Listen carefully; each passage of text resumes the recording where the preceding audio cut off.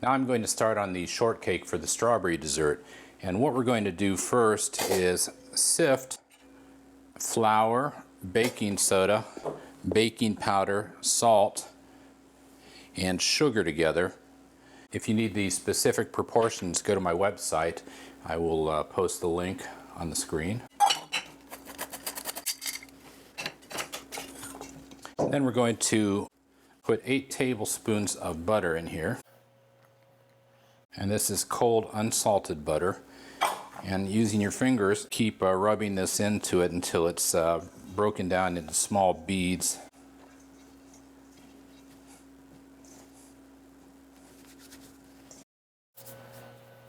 I've made a well in the middle of the flour and the butter. And we're going to pour in a cup of buttermilk and 4 tablespoons of milk. And we're going to use a dough scraper to pour it in, pull it in from the edge, and make what the recipe calls a shaggy mess. A damp shaggy mess, actually. And then we're going to take a piece of parchment paper and we're going to dump this dough out on top of it. This damp, shaggy mess. And we'll let it sit for 15 minutes. And meanwhile, I'm going to preheat the oven to 500 degrees. It is still damp and it is still shaggy. And we're going to see if we can roll this down to about a ½ inch thickness.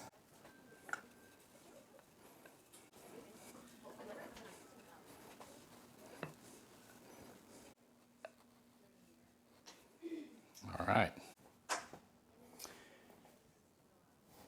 And using my handmade cookie cutter, biscuit cutter, you want about a 2-inch biscuit cutter, and you cut out the pieces.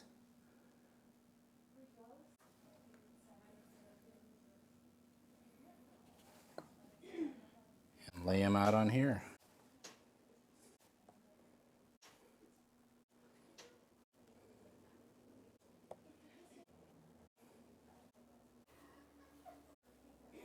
So we're going to bake these for 8 to 10 minutes at 500 degrees.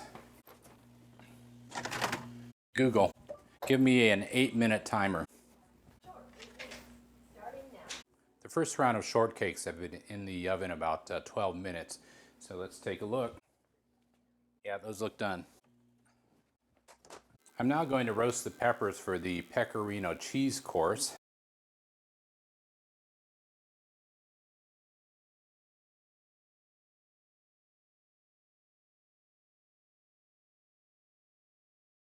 And as soon as the gougere are done, we will turn on the broiler, set the temperature at 450, and we'll roast the peppers.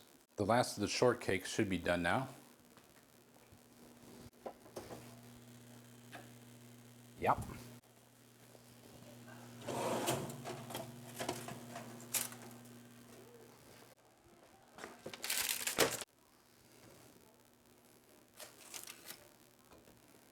We're going to roast the peppers now under the broiler for about 20 minutes. And then we'll cool them off, we'll julienne them, and we'll put them in the refrigerator until tomorrow.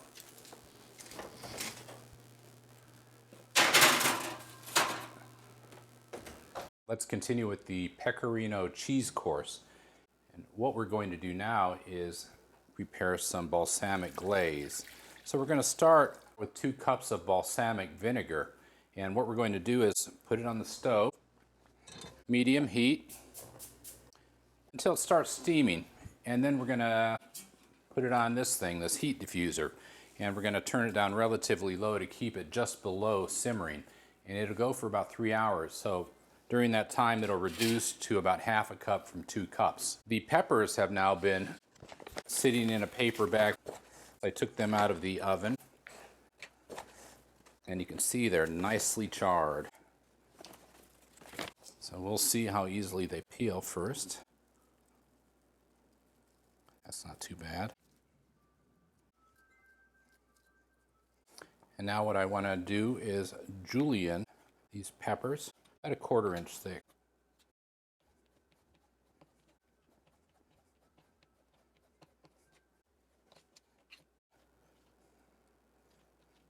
And these peppers will now go into the refrigerator where they'll sit until tomorrow. The schedule calls for me to cut these shortcakes tomorrow, but I've got time now, so I'm going to do it now.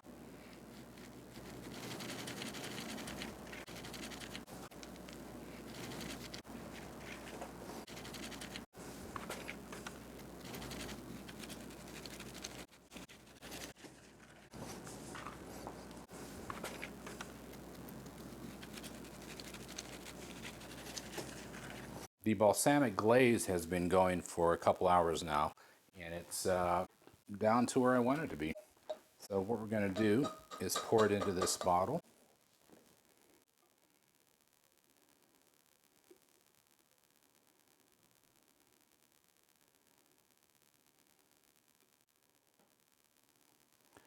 And that started out as 2 cups, and there it is, our balsamic glaze. Let's turn now to our strawberry dessert. And I've been hulling strawberries, almost done. And we're going to do 2 things with these hulled strawberries. We're going to be making a puree, which will become a sorbet. And we're going to be chopping it up for a sauce.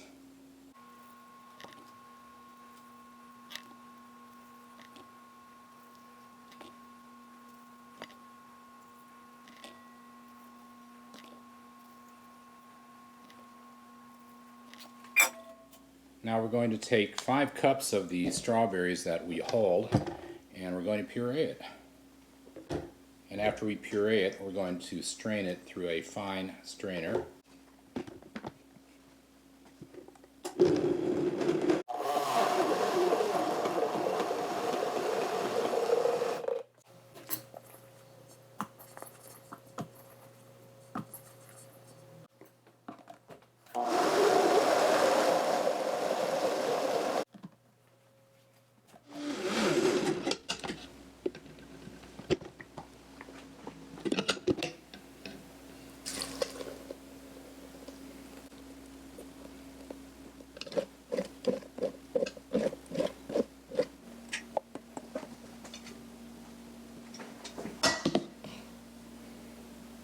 We want about 4 cups of this. And for now I'm going to chill this, and we will freeze it in a bit. Sorry, I can't help with that yet. I'm sure you can. Really? Thanks. Smart. All right, I've got the strawberry puree, and I'm now going to add ½ cup of honey to it and 4 cups of superfine sugar.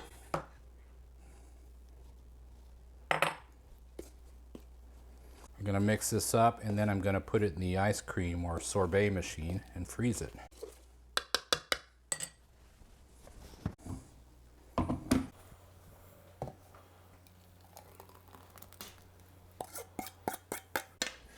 And this will take about 20 minutes.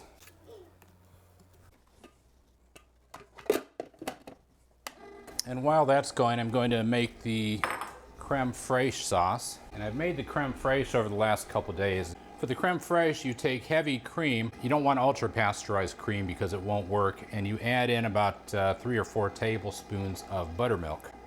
And you just let it sit with a cheesecloth over the top for 24 hours. And after that, you seal it up and you put it in the refrigerator for another 24 hours. And to this, I'm going to add 3 or 4 tablespoons of sugar. If you need the exact amounts, go ahead and look at the website. And now we're going to scrape in vanilla bean, ½ a vanilla bean. I've already split this.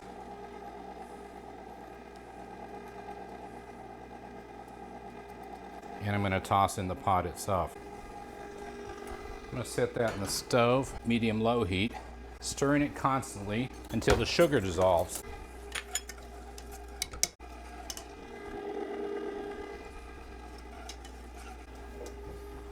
All right, the sugar has dissolved. We're going to go ahead and strain out the creme fraiche sauce. I'm going to chop up some strawberries while we're waiting for this. We want about 1 1/8 cup of chopped strawberry.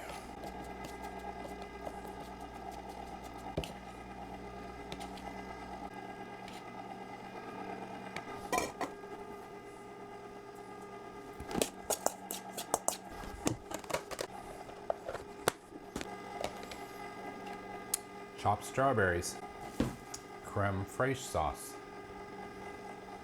I'm getting a little bit concerned about this sorbet. It doesn't seem to be freezing. I'm going to turn back to the cheese course, and I'm going to shave the pecorino cheese.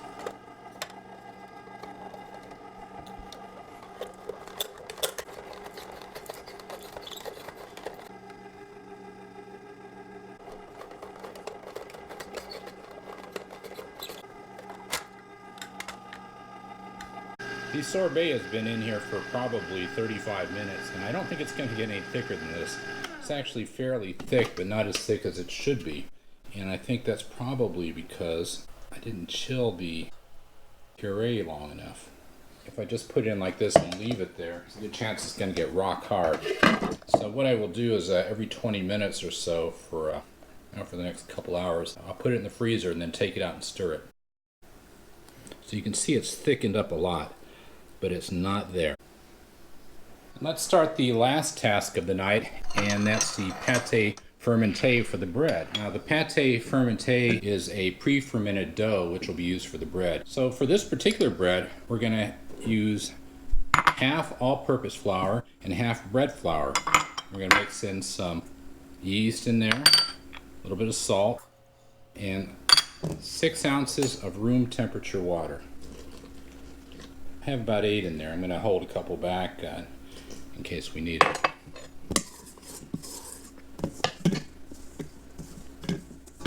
Okay, and there you can see we have the rough ball, for want of a better term. And I'm going to put this into the stand mixer. We're going to mix it at medium-low speed using the dough hook for about 6 or 7 minutes.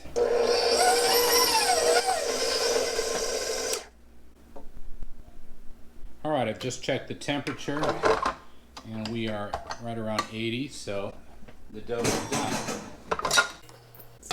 Now, you can see how pliable this is compared to what it was before, very smooth. And what I'm going to do is I put it in a bowl here, which I've oiled, and we're going to let it sit at room temperature for an hour, and then I'm going to knead it very lightly to degas it and then put it in the refrigerator overnight. And that's it for the advanced preparations. Once I finish that kneading, that's it for the night. So I'll be up tomorrow morning, I believe around 7:30, and we have a full day ahead of us.